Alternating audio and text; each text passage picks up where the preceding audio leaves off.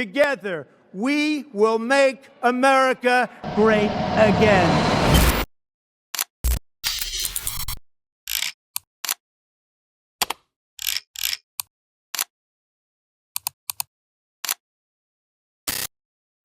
Untuk memahami tingkah Amerika yang terkesan absurd dan akhir-akhir ini bikin huru-hara, itu kita harus kembali ke pertanyaan yang paling dasar. Kenapa Amerika harus melakukan strategi yang aneh-aneh? Kenapa Amerika harus main tarif-tarifan, harus main politik? Kenapa nggak bikin strategi yang fair aja? Ini pertanyaan yang seringkali dilewatkan karena kita semua sibuk mengutuk Amerika dan memuja Cina gitu. Ya ini ngaco sih sebenarnya, dan banyak banget influencer-influencer, public figure di luar sana, termasuk juga netizen yang beranggapan bahwa Indonesia ini harusnya merapat ke Cina gitu, karena mereka ini akan menjadi the next global superpower dengan segala bukti-bukti yang menjadi pembenaran argumen itu tadi.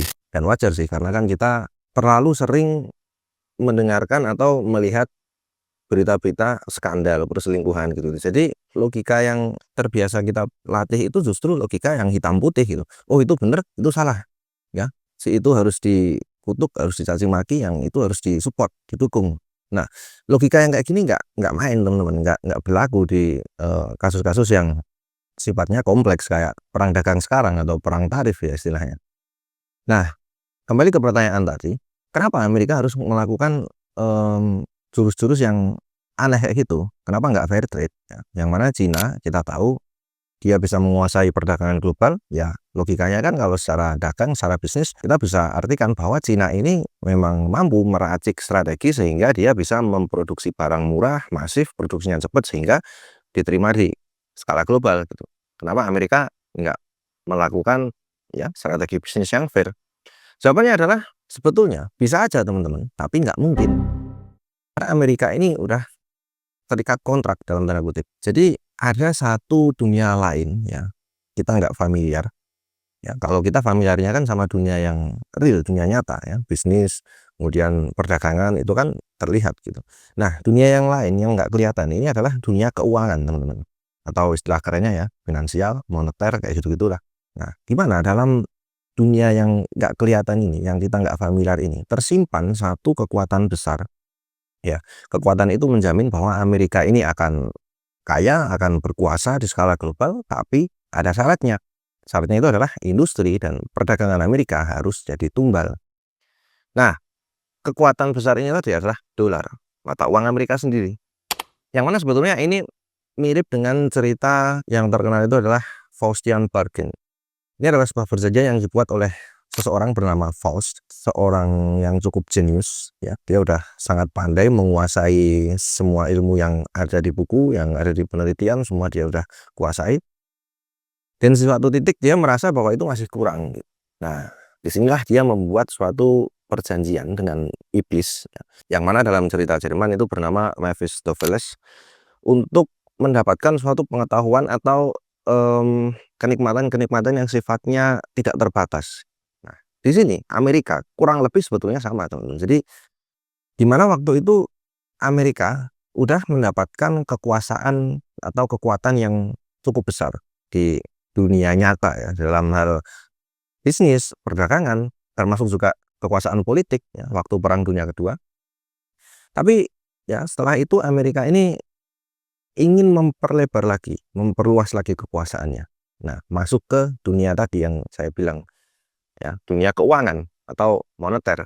Nah, di sini kita akan menceritakan soal konspirasi atau Illuminati dan hal-hal tolol lainnya teman-teman ya. Jadi kita akan bicara straight ke soal sejarah dan juga ekonomi, dengan tentunya karena ini perjalanan cukup panjang ya, kita akan sederhanakan. Paling tidak nanti kita jadi tahu ya apa sih masalah yang sebenarnya dihadapi oleh Amerika gitu.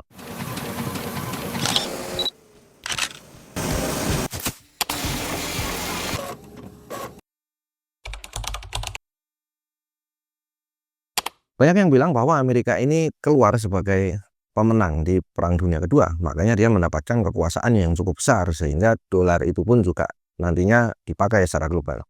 Padahal teman-teman kalau mau kita lihat sebetulnya Amerika itu mendapatkan posisi yang cukup kuat ya, termasuk ketika Amerika ini membuat dalam tanda kutip perjanjian iblis tadi, yang mana iblisnya itu adalah mata uang mereka sendiri, yaitu dolar. Itu kan di tahun 1944. Ya, jadi Perang Dunia belum secara resmi selesai, ya, masih belum official pemenangnya. Nah, tapi di tahun 1944 Amerika ini udah mengadakan suatu perjanjian yang sangat berpengaruh dan kita akan mengenalnya nanti dengan Bretton Woods Conference. Kita perlu tahu sedikit latar belakangnya, teman-teman. Jadi ketika Perang Dunia Kedua, Amerika itu kan menjadi supplier senjata yang terbesar waktu itu. Jadi mereka ini menyebutnya Arsenal of Democracy. Jadi supplier senjata, ya, penyedia kebutuhan tempur untuk demokrasi, gitu kurang lebihnya mereka bilang kayak gitu. Yang mana industri Amerika itu menjadi pondasinya, teman-teman. Ya, jadi industri Amerika ini kan udah berkembang lama, ya, dari revolusi industri yang Mark Twain itu sebut sebagai Gilded Age tahun 1870-an. Itu nanti kita bahas di lain video. Yang mana, ya, meskipun Amerika ini pernah mengalami the Great Depression, ya, bertahun-tahun, itu warisannya nggak hilang, teman-teman. Warisan itu adalah berupa, ya, kita tahu pabrik, mesin-mesin industri yang jumlahnya cukup banyak, dan juga uang tentunya. Uang sangat melimpah di Amerika. Ya, meskipun ketika market crash di the Great Depression itu uang-uang tadi berpindah tangan. Jadi sebetulnya cuma di situ-situ aja. Sehingga resource yang cukup besar itu tadi Amerika bisa manfaatkan dengan maksimal ketika Perang Dunia itu pecah. Yang mana kita tahu banyak industri Amerika waktu itu disulap menjadi industri militer. And in these lines you see the evidence of another Ford-made miracle. The Willow Run bomber plant has furnished one of the miracle production stories of this war. Jadi banyak industri disulap, ya, yang mana Amerika ini resource-nya sudah punya dan didukung juga dengan lokasi dia yang memang aman, ya. Kalau misalkan lokasinya dekat sama Pak Gungus, ya udah di spam sama bom industri mereka itu.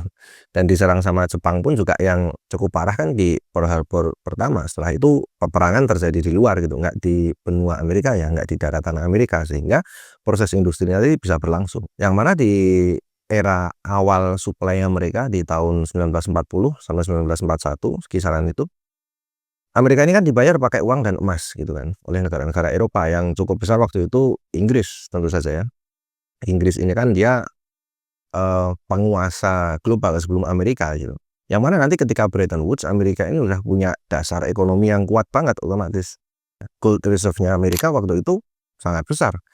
Bahkan, ya, terbesar bisa dibilang. Semua negara selain Amerika ini kalau gold reserve-nya dikumpulin masih lebih banyak punya Amerika. Angkanya sih bervariasi, ya. Ada yang bilang 55%, ada yang sampai 90%, tapi intinya terbesar. Ketika negara-negara Eropa itu mulai kehabisan uang dan emas untuk membayar suplai Amerika, itu Amerika membuat suatu kebijakan yang bernama Land-Lease Act. Dalam naungan Land-Lease Act ini, Amerika akan dibayar dengan apapun, ya, benefit langsung ataupun tidak langsung, yang sekiranya presiden itu bilang, oke, cocok, udah sesimpel itu, teman-teman. Maka inilah bisa kita bilang bahwa Amerika itu benar-benar udah berkuasa waktu itu. Bahkan sebelum Perang Dunia II itu selesai, ya. Karena yang sebelumnya dia udah mengumpulkan harta yang cukup banyak berupa uang dan emas, memperkuat ekonomi mereka. Kemudian secara politik juga Amerika makin kuat lagi dengan Land-Lease Act tadi, karena negara-negara tadi harus balas jasa dong otomatis. Sehingga itu nanti posisi Amerika waktu Bretton Woods, ya, nggak diragukan lagi. Nah, sekarang kita masuk ke Bretton Woods Conference. At Bretton Woods, New Hampshire, delegates from 44 allied and associate countries arrived for the opening of the United Nations Monetary and Financial Conference. Kita bisa buka dulu bagian pernyataan penutup yang waktu itu disampaikan oleh ketua konferensinya, ya. Itu dia bilang bahwa apa yang kami lakukan di Bretton Woods adalah merancang sebuah sistem untuk memastikan setiap pria dan wanita dimanapun mereka berada bisa bertransaksi, melakukan jual beli secara bebas atas dasar yang adil dan stabil. Kita garis bawahi dulu di sini bahwa ada poin tentang bertransaksi secara bebas, ya. Yang mana karena waktu itu dihadiri oleh delegasi dari 44 negara, maka kita bisa pastikan bahwa yang dimaksud di situ adalah perdagangan global. Jadi sebelum nanti pada akhirnya ini mereka berdiskusi seputar moneter, keuangan, mata uang, dan lain-lain, ya, perdagangan bebas itu harus dijamin dulu. Yang mana ini nanti juga akan berdampak besar ke nasib Amerika atau dolar ke depannya, teman-teman. Kita masuk ke persoalan dolar. Kita coba cari tahu bagaimana Amerika atau dolar itu bisa mendapatkan posisinya yang sangat kuat di mata global. Yang mana satu, dolar itu digunakan sebagai mata uang untuk transaksi global, dan yang kedua, dolar itu akan menjadi global reserve currency nantinya. Yang mana sebetulnya teman-teman, kalau kita mau buka di artikel Bretton Woods itu nggak ada sih yang menyatakan kayak gitu ya. Nggak ada satu kalimat pun yang bilang bahwa dolar ini akan menjadi mata uang yang digunakan untuk ekspor impor, ataupun juga dolar ini akan menjadi global reserve currency yang nantinya akan menjadi mata uang di reserve-nya masing-masing negara di bank sentral, atau yang kita tahu adalah cadangan devisa. Itu nggak ada. Sejarahnya sebetulnya adalah setelah Perang Dunia itu, ekonomi yang terkuat kan otomatis Amerika dong. Kita lihat misalnya dalam Madison Database ya, waktu itu Amerika ini benar-benar melampaui negara-negara yang lain. Dalam hal GDP maupun GDP per kapita itu mereka udah unggul jauh. Nah, sehingga nanti yang mampu menyerap barang-barang dari negara-negara tadi adalah Amerika, teman-teman. Setelah Perang Dunia II selesai, impornya Amerika itu tinggi dan ekspornya mulai menurun, teman-teman. Ya, waktu itu Amerika lebih banyak membeli barang-barang dari negara-negara yang baru aja selesai perang. Nah, ketika negara-negara itu tadi menjual barang ke Amerika dan mereka mendapatkan pembayaran berupa dolar, otomatis ya dolar ini jadi menumpuk di negara-negara itu tadi, teman-teman. Yang mana nanti akhirnya adalah ketika misalkan ekspornya negara-negara tadi lebih banyak daripada impor, artinya mereka trade surplus, maka ya saldo dolarnya akan lebih banyak. Nah, sehingga di situ dolar ini otomatis mendapatkan posisinya sebagai global reserve currency, sekaligus nanti juga digunakan untuk perdagangan karena negara-negara tadi udah punya banyak dolar gitu. Dan lagi pula dolar ini waktu itu disepakati bersama sebagai anchor currency, yang mana currency dari negara-negara tadi ditetapkan nilainya, dinyatakan nilainya dalam dolar, dan dolar ini sendiri udah distandarkan nilainya ke emas, 35 dolar per 1 ons emas. Itu fixed rate, teman-teman. Jadi sistem nilai tukar itu kan kurang lebih ada fixed rate, floating, dan managed floating. Waktu Bretton Woods itu pakainya fixed rate. Nanti kalau misalkan perlu ada devaluasi atau revaluasi ya, menyesuaikan kembali nilainya dalam dolar, nilai tukarnya itu perlu untuk koordinasi sama IMF, disepakati, kemudian langkah-langkahnya kayak gini. Oke, nanti entah mau nilainya naik, entah mau turun, itu bisa. Tapi nggak yang floating kayak sekarang, jadi relatif datar memang. Apakah ini bagus? Nah, disinilah masalah mulai timbul, teman-teman. Ketika pintu perdagangan bebas tadi dibuka lebar dan difasilitasi juga oleh Amerika kan, kemudian di satu sisi juga ada sistem fixed rate, yang mana nilai dolar tadi dipatok nih ke emas. Yang mana dari dua sistem ini sebetulnya akan timbul bentrokan nantinya. Satu, ya, ketika perdagangan global tadi dibuka secara lebar, yang mana nanti Amerika ini bersedia membayar barang-barang ekspor dari banyak negara tadi, otomatis nanti juga mereka ekonominya semakin berkembang, ditambah Amerika ini punya Marshall Plan juga kan waktu itu.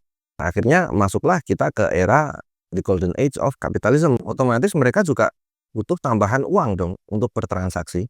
Nah, uang di sini kan yang digunakan adalah dolar, teman-teman. Jadi, permintaan terhadap dolar itu semakin bertambah, semakin naik terus. Yang mana ketika Amerika bilang bahwa 35 dolar ini sama dengan 1 ons emas dan nanti bisa ditukar. Ya, dolar bisa ditukar emas, emas bisa ditukar ke dolar sesuai dengan artikel keempat section 1 sampai 4 di Bretton Woods.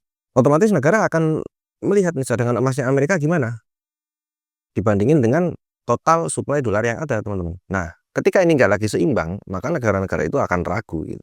Karena permintaan dolar semakin bertambah dan cadangan emas Amerika ini nggak bertambah, bahkan berkurang sejak Perang Dunia Kedua itu turun terus karena banyak negara yang menukarkan saldo dolar mereka yang menumpuk itu ke emas, sehingga kredibilitas nilai tukar ini memang patut dipertanyakan. Inilah sebuah dilema yang berhasil dipecahkan oleh seorang ekonom waktu itu tahun 1960-an ya, bernama Robert Triffin.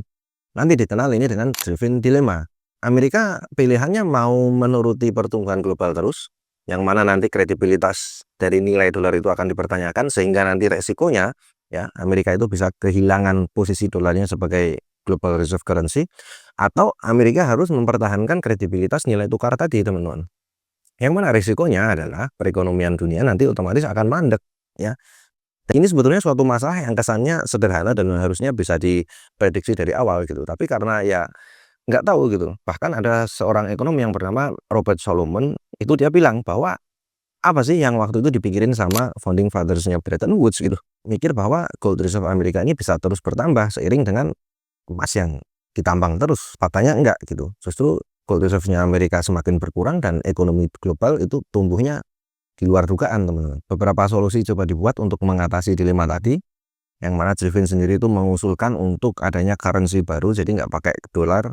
Dan selain itu juga ada solusi gold pool waktu itu untuk mengatasi keterbatasan cadangan emas, tapi itu semua nggak cukup solutif untuk menyelesaikan masalah atau dilema Griffin tadi. Ini pada akhirnya nanti membawa Amerika ke suatu keputusan yang sangat kontroversial disampaikan oleh Richard Nixon di televisi tahun 1971 yang cukup mengejutkan dunia. I have directed Secretary Connally to suspend temporarily the convertibility of the dollar into gold or other reserve assets. Sebetulnya yang dimaksud Nixon untuk menghentikan sementara konvertibilitas dolar ke emas atau aset cadangan lain itu bukan untuk menghentikan sistem Bretton Woods, tapi maksudnya Nixon di sini adalah untuk menghentikan upaya negara-negara lain menukarkan dolarnya ke emas, teman-teman.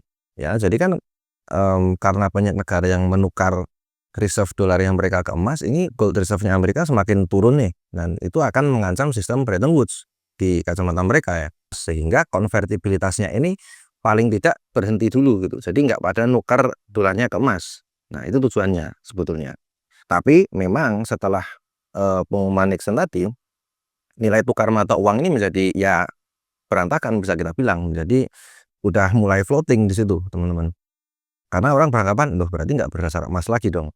Nah sehingga nanti di akhir tahun 1971 ya itu ada suatu perjanjian yang nggak cukup terkenal, yaitu namanya adalah Smithsonian Agreement. Meskipun Nixon bilang ini adalah suatu konferensi moneter yang paling signifikan dalam sejarah gitu. Tapi faktanya sih enggak, itu cuman bertahan ya setahun lebih dikit lah, nggak sampai 2 tahun gitu. Inti dari Smithsonian Agreement ini sebetulnya adalah mendevaluasi dolar, jadi menurunkan nilai dolar. Kayak tadi dilema yang kita udah lihat ya, bahwa dengan bertambahnya dolar sementara reserve emas Amerika ini jumlahnya malah turun, otomatis nilai dolar ini kan jadi menurun gitu kan. Jadi nggak bisa lagi bawa 35 dolar untuk menukar 1 ons emas, harus bawa lebih banyak dolar, yang mana artinya adalah nilai dolar itu menurun. Di Smithsonian Agreement itu disepakati bahwa nilai dolar adalah 38 dolar per 1 ons emas. Jadi yang sebelumnya kan 35, nah ini diturunkan. Atau dalam kata lain harga emas jadi naik gitu kan. Jadi dari sebelumnya 35 menjadi 38. Jadi sebetulnya patokannya masih pakai emas waktu itu. Cuman ya keputusan Nixon untuk menghentikan konvertibilitas emas ke dolar itu tadi masih berlaku. Nah titik inilah yang menjadikan Smithsonian Agreement itu nggak cukup kuat nantinya, karena ya nilai dolar masih diturunkan ke emas, tapi kok nggak boleh nukar dolar ke emas. Nah pada akhirnya spekulasi market terhadap dolar ini masih terus berlangsung, sehingga nilainya nggak lagi bisa dipertahankan, menurun terus. Nah nanti di tahun 1973 itu Amerika mengadakan pertemuan dengan negara-negara G10. Di situ mereka bersepakat untuk bareng-bareng nih ya, sama-sama menaikkan nilai dolar. Dengan cara apa? Ya ada macam-macam cara, tapi pada dasarnya adalah melakukan pembelian dolar dalam jumlah besar bareng-bareng. Karena tadi adalah 10 negara dengan ekonomi terkuat di dunia, otomatis dampaknya juga akan besar. Bisa untuk bikin US dollar ini rebound, naik lagi gitu. Nah disinilah sebetulnya momen ketika sistem Bretton Woods itu secara resmi berakhir. Jadi udah floating ya, karena kan negara-negara tadi juga menyepakati menaikkan nilai dolar, yang artinya mereka juga sama-sama sepakat, termasuk Amerika, bahwa nilai tukar itu bisa floating ya, ditentukan sama market. Lalu setelah ini masalah yang dihadapi dolar apa? Nah kita perlu tahu bahwa nanti Amerika ini memasuki suatu era baru yang biasa kita kenal dengan era neoliberalisme. Adam Smith, the Scotsman, published a book titled The Wealth of Nations. The United States was the first country to apply the ideas in Adam Smith's book. Those ideas have led to our prosperity and given us our freedom. In Free to Choose, Milton Friedman shows us how those ideas can help us today. Reaganomics. Karena kebijakan-kebijakan Ronald Reagan waktu itu yang ciri khasnya adalah kurang lebih ya free market. Intervensi pemerintah di urusan ekonomi itu dikurangin, teman-teman. Termasuk juga kelonggaran-kelonggaran, kayak misalkan pajak juga dikurangin, dan tarif dagang untuk impor itu dijaga tetap rendah, dan seterusnya, yang mana ini membebaskan perekonomian, membebaskan perdagangan. Ditambah lagi Inggris juga mengadopsi yang serupa. Kalau Reagan dipengaruhi oleh Milton Friedman di Amerika, ya Margaret Thatcher di Inggris waktu itu dipengaruhi oleh Friedrich Hayek, ditambah juga dengan Cina. Cina waktu itu kan mulai menerapkan reform ya, Deng Xiaoping menerapkan kebijakan ekonomi yang baru, mulai terbuka ke perdagangan global juga waktu itu. Ketika perekonomian global ini terbuka lebar, maka bisa bertumbuh semakin pesat lagi, dan juga dolar yang menjadi sarana transaksi utama itu nggak lagi di backup sama emas, otomatis peredaran jumlah dolar bisa bertambah lebih banyak lagi dong. Dengan negara-negara tadi meminta semakin banyak dolar, entah untuk berdagang, entah untuk membeli treasury bonds di Amerika, ya otomatis nilai dolar ini meningkat seiring dengan bertambahnya permintaan gitu kan. Di satu sisi ketika nilai dolar itu meningkat, otomatis dong mata uang yang lain akan melemah. Nah, disinilah masalahnya dolar, karena ketika negara-negara itu mata uangnya lemah, teman-teman, mereka punya keunggulan besar untuk melakukan ekspor utamanya ke Amerika. Ya karena dipandang jadi murah barangnya mereka. Ekspornya makin kompetitif. Amerika nggak bisa di titik ini hanya membuat suatu strategi bisnis yang cemerlang dan berharap tiba-tiba besok bisa kompetitif di skala global, itu nggak bisa, karena dolar tadi masalahnya. Masalah Amerika dengan dolar ini sebetulnya bukan pertama kali terjadi. Kita bisa lihat di tahun 1985 ketika nilai dolar itu melambung tinggi banget karena satu juga perdagangan global yang terbuka lebar, permintaan dolar meningkat, juga dengan adanya kebijakan dari Paul Volcker waktu itu, dikenal dengan Volcker Shock. Ya, suku bunganya tinggi banget sehingga banyak yang tertarik invest ke Amerika, masukin uangnya ke Amerika dengan segala rupa instrumen investasi tentunya, karena imbal hasilnya tinggi. Nah, inilah akhirnya bisa membuat dolar itu terbang. Akhirnya karena Amerika merasa itu jadi suatu masalah, loh jangan, ini ketinggian nih, jadi nggak kompetitif lagi. Nah, mereka ngumpulin negara-negara untuk bikin suatu kebijakan lagi, kesepakatan waktu itu dikenal dengan Plaza Accord, yang mana mereka itu sepakat untuk bersama-sama menekan nilai dolar supaya turun. Itulah teman-teman masalah Amerika, ya. Dolar ini memang secara natural itu meningkat, kecuali ada intervensi kebijakan atau kejadian-kejadian yang sifatnya di luar dugaan ya. Kita tahu misalkan tadi Amerika melakukan intervensi di tahun 1985, nilai dolar turun, oke kan? Yang sebelumnya meningkat tinggi ini. Nah, kemudian kita juga bisa lihat bahwa dolar ini secara natural naik terus sampai ke tahun 2000-an awal, 2000, 2001 itu di Amerika terjadi dot-com bubble dan terjadi serangan teror 9/11, ya kan? Dan nanti Amerika ini karena ada krisis tadi, dot-com bubble, itu membuat suatu kebijakan untuk menurunkan suku bunga sampai ke sekitar 1% kalau nggak salah, sehingga orang nggak tertarik lagi nih untuk masukin uangnya ke instrumen investasi yang berada di Amerika karena imbal hasilnya jadi rendah. Nah, itu akan menekan nilai dolar juga pada akhirnya. Kalau nggak ada hal-hal kayak gitu, secara natural dolar itu terus meningkat sekali lagi. Ini menjadi masalah untuk Amerika karena dia nggak lagi kompetitif di skala global, ya kan? Yang kompetitif jadi negara-negara lain, yang mana mata uangnya itu jadi lemah. Dan jangan salah juga teman-teman, negara-negara yang ekspornya besar macam Cina itu melakukan intervensi supaya mata uang lokalnya nggak terlalu kuat, nilai tukarnya itu nggak terlalu kuat di hadapan dolar. Jadi Bank Sentral Cina, ya, People Bank of China, itu kan melakukan kebijakan yang namanya itu intervensi sterilisasi, ya, sterilized intervention. Nah, yang mana eksportir Cina yang jumlah barang jualannya mereka itu gede banget, dibayarnya kan pakai dolar, supaya mereka bisa membiayai bisnis di dalam negerinya mereka dan juga untuk kebutuhan sehari-hari, bisa kita bilang itu kan otomatis dolar itu ditukarkan ke renminbi. Karena jumlahnya itu gede banget teman-teman, ya, permintaan renminbi juga otomatis besar, nilai renminbi ini dengan sendirinya sebetulnya naik, ya kan, karena permintaan penukaran dari dolar ke renminbi itu besar. Nah, disinilah Bank Sentral Cina ikut campur dalam tanda kutip, mereka melakukan pembelian dolar dalam jumlah yang sangat besar supaya apa? Nilai dolarnya naik. Sehingga kalau dibandingin ke renminbi, renminbinya ini nggak terlalu offset nih, dia nggak terlalu kuat. Jadi karena ini dolarnya juga mengikuti.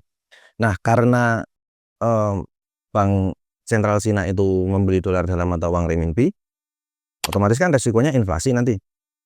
Nah, disitulah nanti Bank Sentral Cina melakukan intervensi lagi, berusaha menyerap renminbi yang jumlahnya banyak beredar tadi dengan apa ya, macam-macam, ada instrumen investasi macam surat utang dan lain sebagainya, Jadi melakukan intervensi sekaligus sterilisasi supaya nggak terjadi inflasi di dalam negeri mereka, teman-teman. Nah, itulah masalah yang Amerika hadapi dengan dolar kesayangannya, teman-teman, yang memberikan kekuasaan Amerika ini begitu besar. Karena di satu sisi ini ada konsekuensinya juga dalam jangka panjang. Makanya tadi di awal saya bilang ini mirip Faustian bargain.